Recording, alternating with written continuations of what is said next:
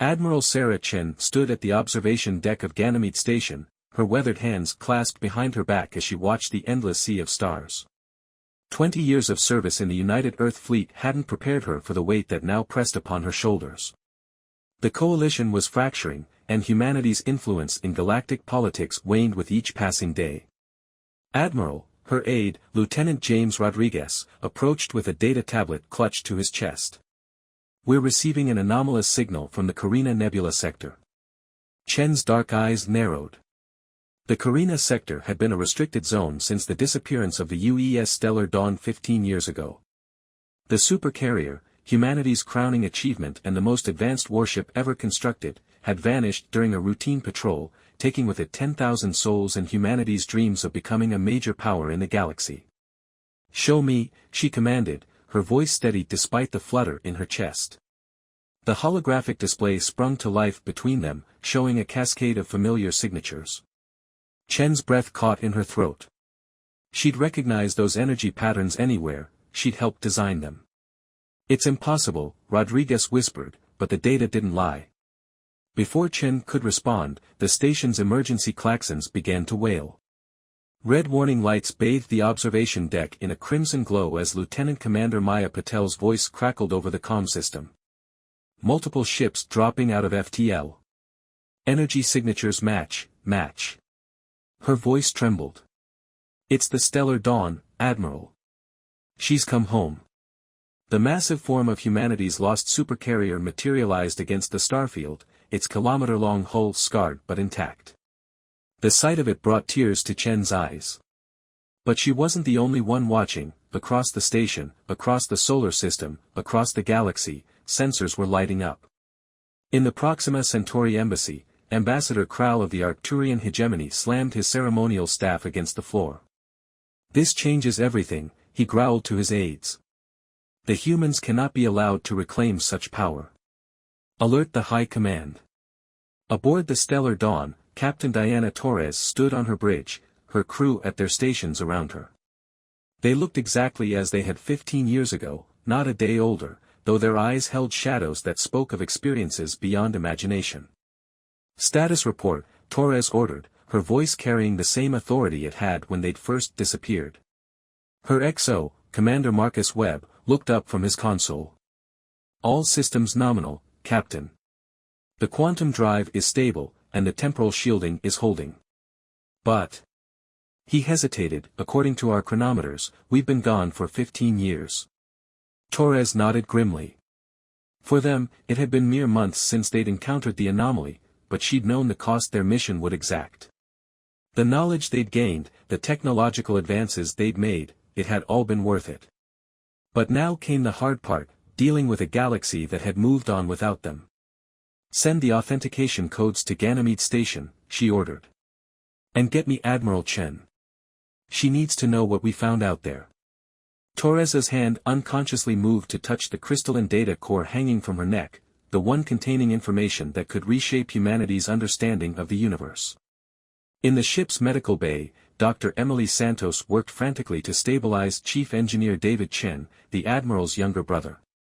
The temporal transition had hit him harder than most, and his neural patterns were destabilizing. As she worked, their eyes met, and 15 years of unspoken feelings passed between them.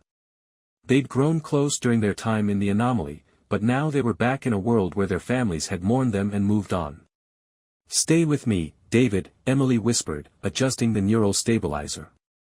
"We didn't come all this way just for you to check out now."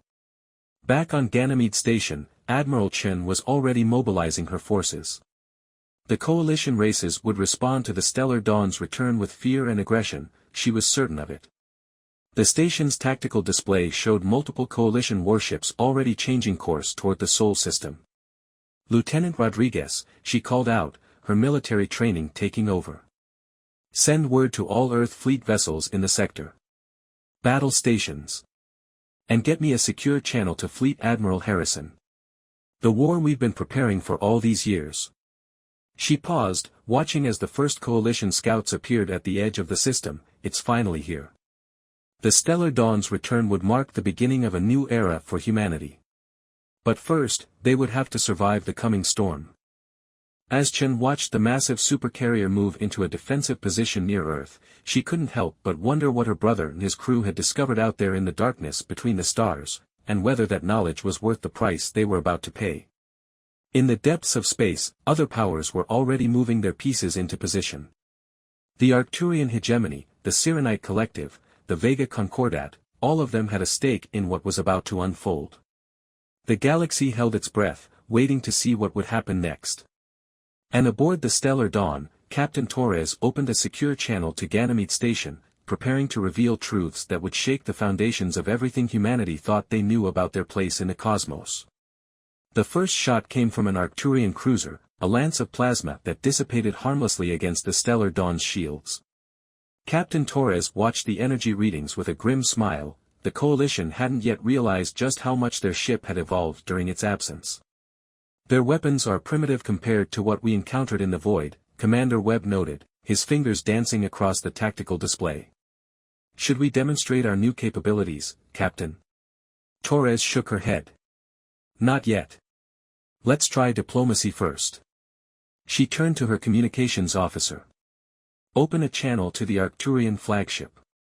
The holographic display flickered to life, revealing Ambassador Krau's reptilian features. His scales had darkened with age, but his eyes still held the same calculating intelligence Torres remembered from 15 years ago. Captain Torres, he hissed, the years have been kind to you. Perhaps you'd care to explain how your crew hasn't aged a day since your disappearance. Time flows differently where we've been, Ambassador, Torres replied carefully.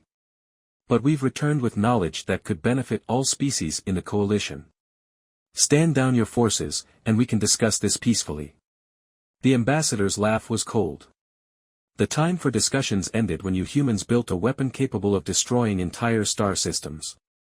The Stellar Dawn must be destroyed, the balance of power must be maintained. The transmission cut off abruptly, and Torres saw the enemy fleet moving into attack formation. She'd expected this, but it still pained her. During their journey through the void, they'd learned that unity, not division, would be crucial for survival against what was coming. In the medical bay, Dr. Santos had finally stabilized David Chen's neural patterns. He sat up slowly, his eyes focusing on the strange crystalline growths that had spread across his left arm, a souvenir from their encounter with the void entity. The temporal shielding is failing, isn't it? He asked quietly. Emily nodded, trying to hide her concern. The transition back to normal spacetime is affecting everyone differently. But you got the worst of it because I was the one who made contact, David finished. He flexed his crystalline fingers, watching as they refracted light in impossible patterns. We need to warn them, Emily. About what we found out there. About what's following us back. Before she could respond, the ship shuddered under enemy fire. The battle had begun. On Ganymede Station, Admiral Chen watched as the Coalition fleet engaged the Stellar Dawn. Her own forces were moving into position, but they were outnumbered 3-1. The tactical display showed 40 Coalition warships against Earth's 14 defenders. Message from Fleet Admiral Harrison, Lieutenant Rodriguez reported. The Jupiter Defense Fleet is spinning up their drives. They'll be here in 20 minutes. The Stellar Dawn won't last that long against those numbers, Chen muttered, but as she watched, she realized how wrong she was. The supercarrier's defense systems were unlike anything she'd ever seen. Attacks that should have overwhelmed its shield simply vanished into subspace pockets. When it did fire back, its weapons bent reality itself, causing Coalition ships to age centuries in seconds or split into quantum duplicates that fought themselves. My God, Rodriguez whispered. What happened to them out there? In her private quarters aboard the Stellar Dawn, Torres accessed the quantum-encrypted files they'd compiled during their journey.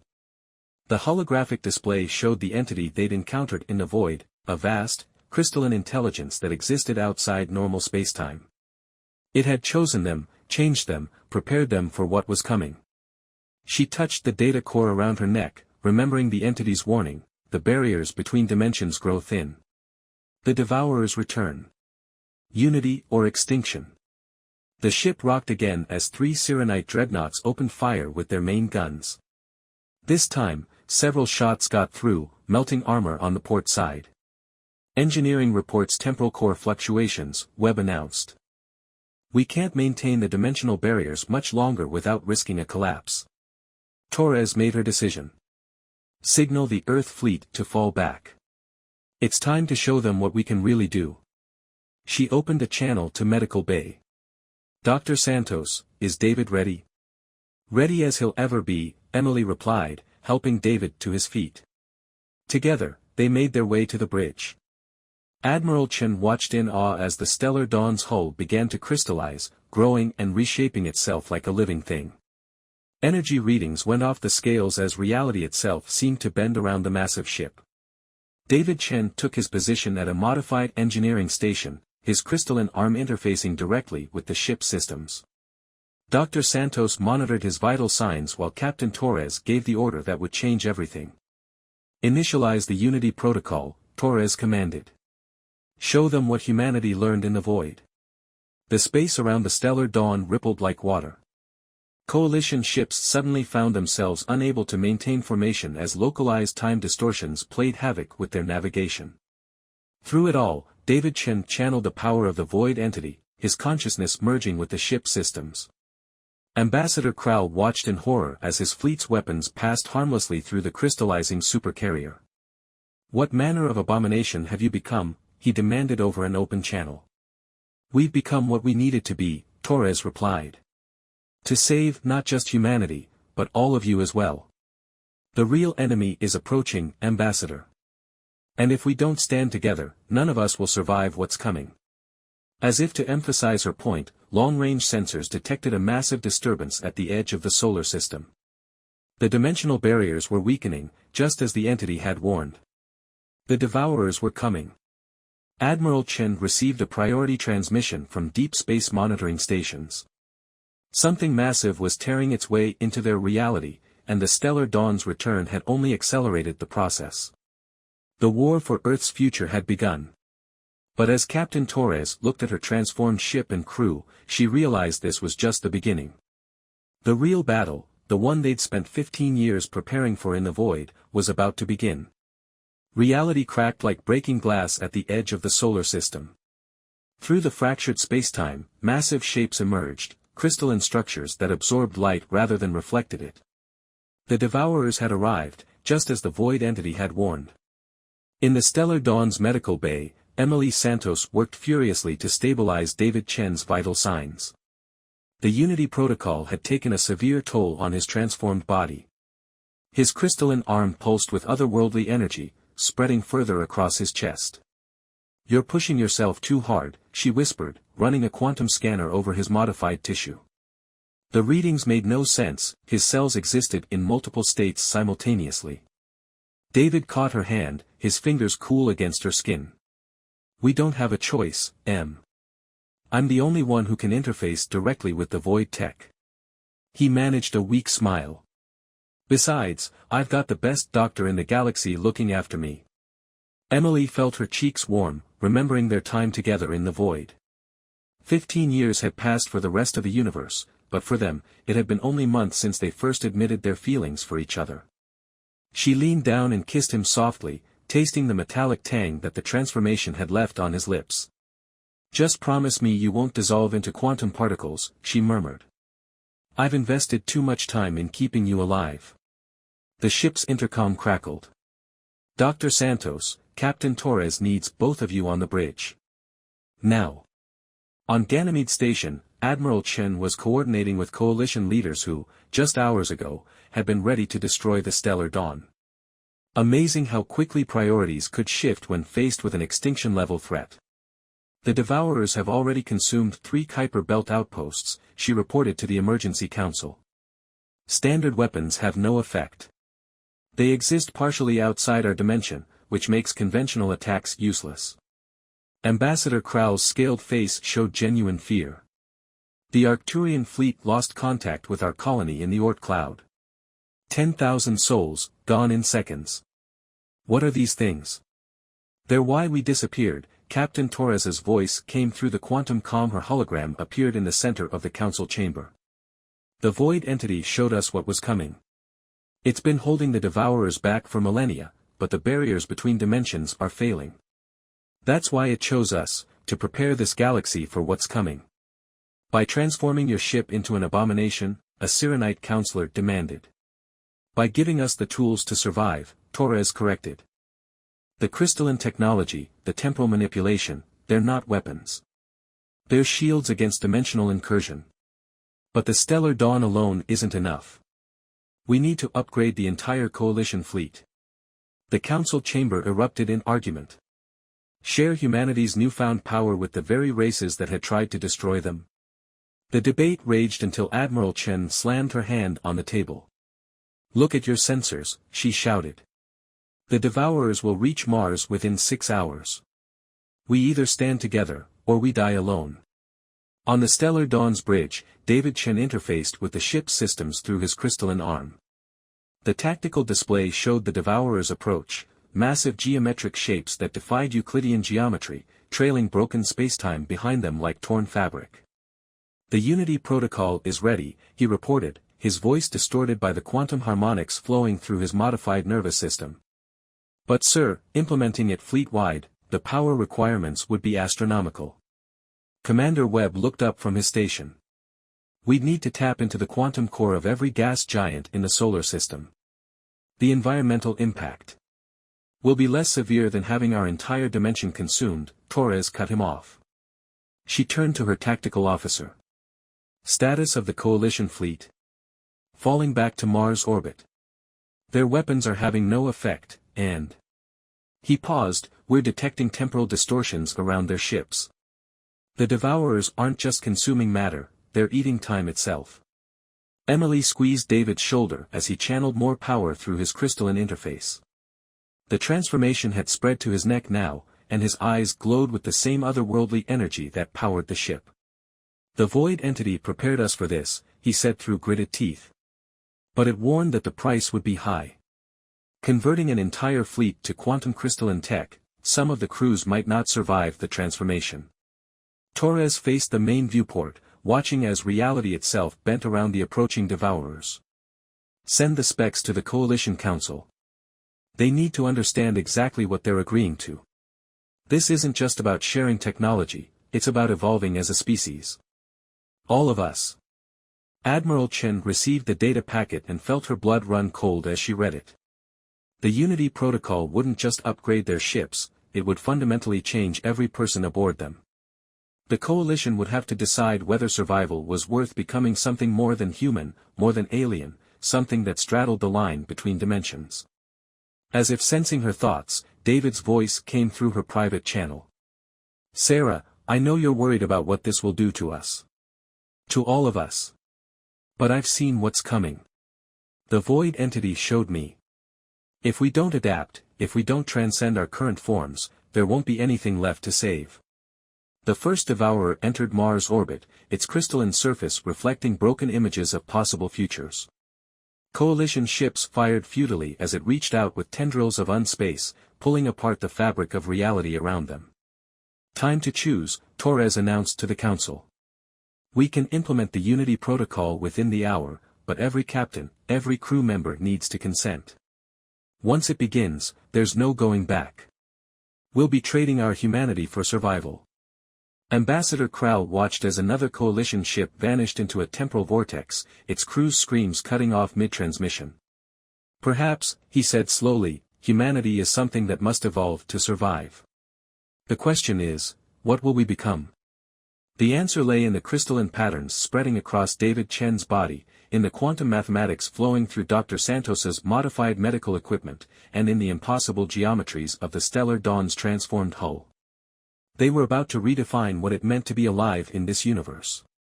And in the space between moments, the void entity watched, waiting to see if its chosen vessels would rise to the challenge or fall like so many civilizations before them. The Unity protocol began with a scream.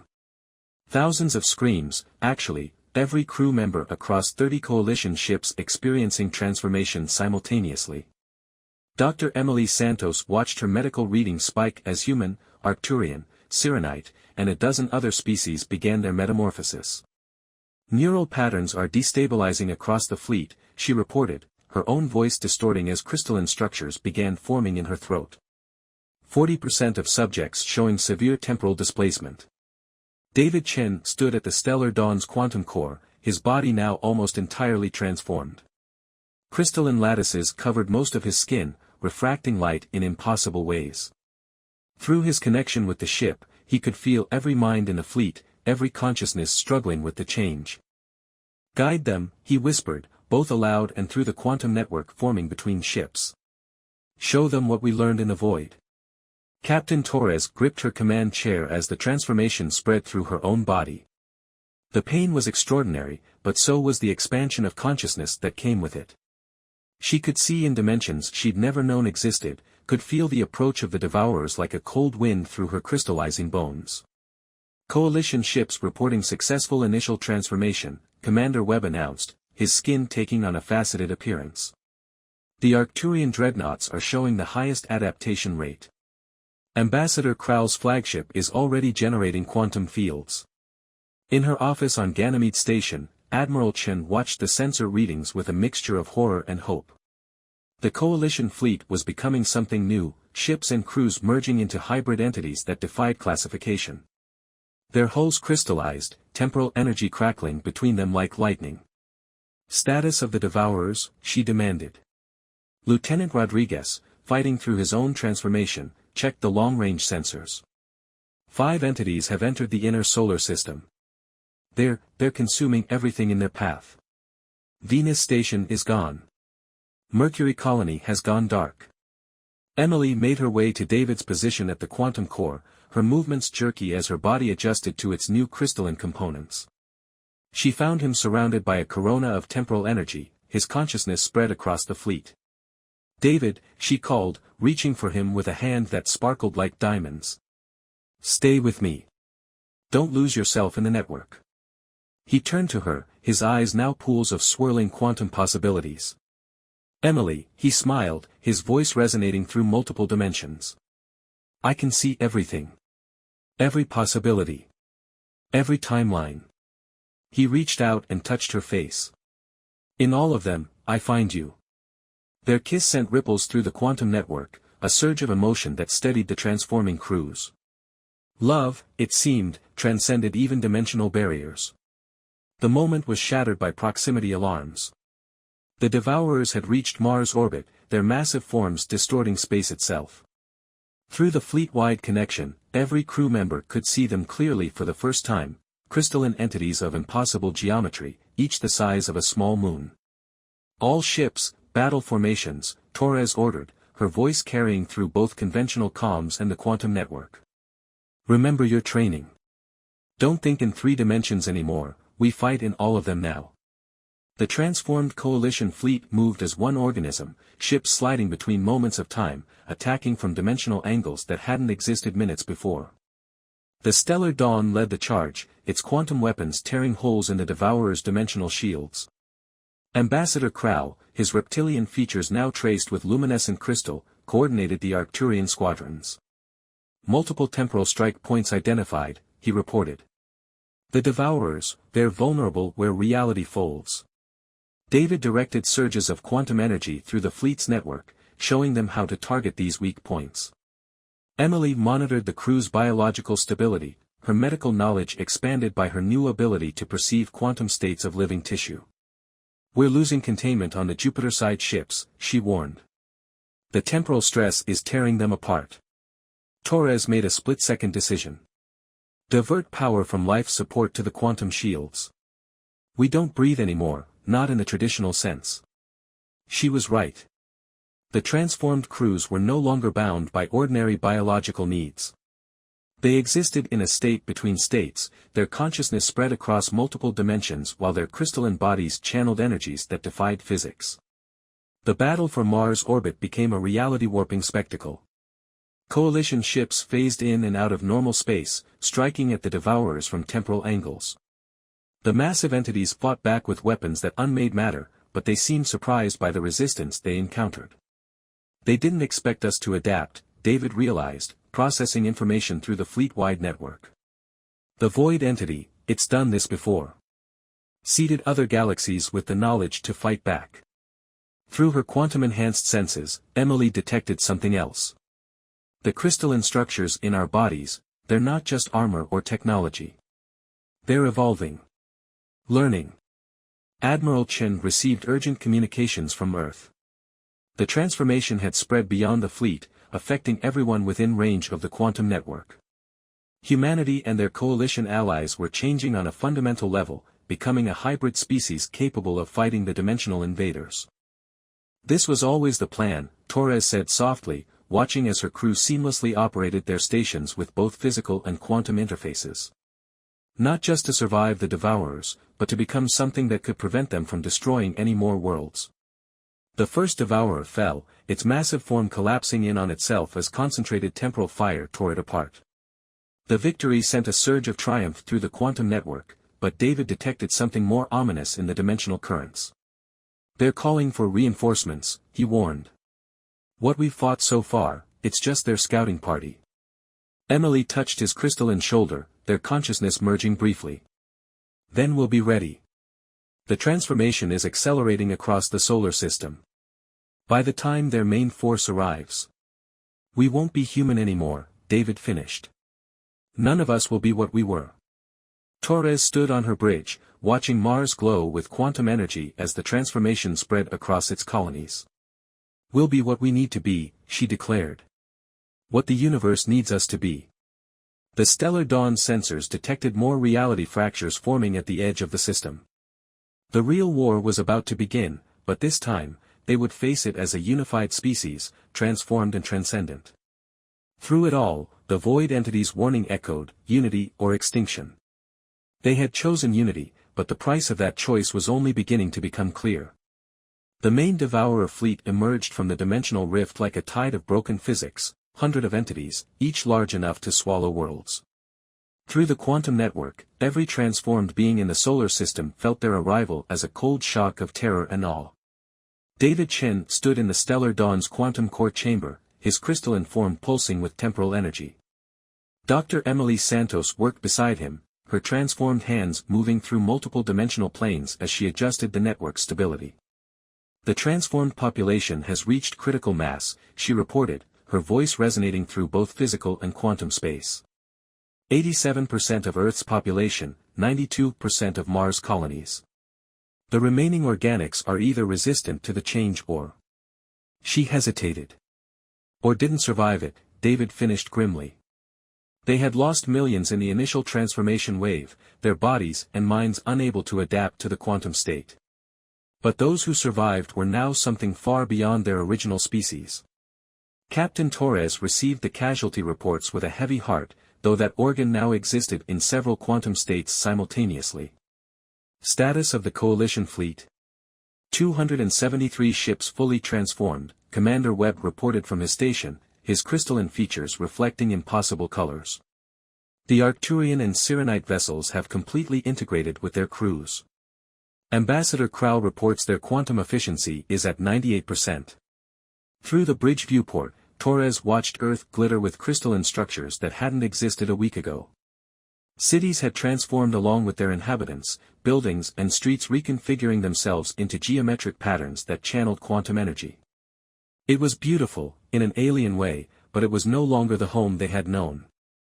Multiple dimensional breaches detected, the tactical officer announced. The Devourers are deploying some kind of temporal weapon. The attack came not as energy or matter, but as a wave of untime that threatened to unravel the very history of their solar system. Through the quantum network, David felt the fabric of reality starting to fray. Emily, he called, reaching for her across multiple dimensions. The stabilization protocol we theorized in the void, it's time. She met his gaze with eyes that saw past the boundaries of conventional spacetime. It's never been tested. If we're wrong about the quantum resonance, then we'll cease to exist anyway, he finished. Their crystalline hands intertwined, consciousness merging as they prepared to attempt something no transformed being had ever tried. Admiral Chen watched from Ganymede Station as the stellar dawn moved to the front of the Coalition fleet. Her brother's voice came through the quantum network, touching every transformed mind simultaneously. The void entity showed us this moment, David broadcast. Why it chose us, why it gave us the means to change. The Devourers aren't just consuming space and time, they're consuming possibility itself. Every universe, every timeline, every potential future, gone. Emily's consciousness joined his in the network. But we're not just fighting for humanity anymore, or even for this universe. We're fighting for all possible universes. The transformation didn't just change our bodies, it changed our purpose. Captain Torres gave the order that would alter the course of existence itself. Initialize the convergence protocol. The stellar dawn's quantum core pulsed with impossible energy as David and Emily channeled their combined consciousness through it. Every transformed being in the solar system felt their minds linked together, forming a vast neural network that transcended dimensional barriers. Through their combined perception, they could see what the Devourers truly were, wounds in reality itself, entropy given form and purpose. But they could also see how to heal those wounds. All ships, quantum sync, Torres commanded. Prepare to transcend. The coalition fleet moved in perfect harmony, their crystalline forms resonating at frequencies that made reality itself sing. The Devourers sensed the danger too late, their attempts to unmake time meeting resistance from beings who existed in all times simultaneously. Ambassador Krau's voice joined the quantum chorus. My people once feared change, feared losing what we were. Now we understand, transformation isn't loss. It's evolution. The convergence protocol reached its peak. Every transformed being, every crystalline structure, every quantum-enhanced consciousness focused their energy through the stellar dawn. David and Emily stood at the heart of it all, their love for each other echoing through the network, giving the transformed beings something to anchor their humanity to as they prepared to transcend their final limitations. Sarah, David sent to his sister. Whatever happens next, thank you for believing in us. Admiral Chen felt tears on her crystalline cheeks as she responded. Go save the universe, little brother. The stellar dawn's quantum core went critical, but instead of exploding, it imploded, creating a dimensional nexus point that spread through the transformed fleet. The crystalline beings that had once been human and alien felt themselves drawn into a new state of existence, one that the void entity had prepared them for. They became living quantum fields, beings of pure possibility existing in all dimensions simultaneously. The Devourers, creatures of entropy and ending, found themselves facing beings of infinite potential and renewal. The battle that followed couldn't be perceived by conventional senses. It was fought across every dimension, every timeline, every possible universe. The transformed beings used their newfound existence to stitch reality back together even as the Devourers tried to unravel it. In the end, it came down to a simple truth that Emily had first understood in the void: life adapts. The Devourers were static, unchanging in their consumption. But the transformed beings were evolution incarnate, changing and growing even as they fought. When it was over, the dimensional rifts sealed themselves. The Devourers, unable to maintain their existence in a reality that now actively rejected them, collapsed into quantum singularities that the transformed beings easily contained. The solar system emerged forever changed. The transformed population could never return to their original forms, but they had become something greater, guardians of reality itself, existing across all dimensions while maintaining their connection to their original humanity through their memories and relationships. The stellar dawn hung in orbit above Earth, its crystalline form a testament to the power of adaptation and unity. On its bridge, Captain Torres received the first quantum transmissions from other galaxies, other civilizations transformed by the void entity, reaching out across dimensional barriers to welcome Earth's transformed beings to a larger community of universal guardians. In the quantum core chamber, David and Emily's consciousness resonated together, their love having transcended physical form to become part of the fundamental forces that held reality together. Through the network, they felt the joy and wonder of billions of transformed beings discovering their new existence. What do we do now? Emily's quantum voice asked, rippling through dimensions. David's response carried through every layer of reality. We grow. We learn. We protect. And most importantly, his consciousness embraced hers, we love. Admiral Chen stood at her station one last time, watching as crystalline structures continued to spread across the solar system. The transformation was still ongoing, offering the choice of transcendence to all who were ready to accept it.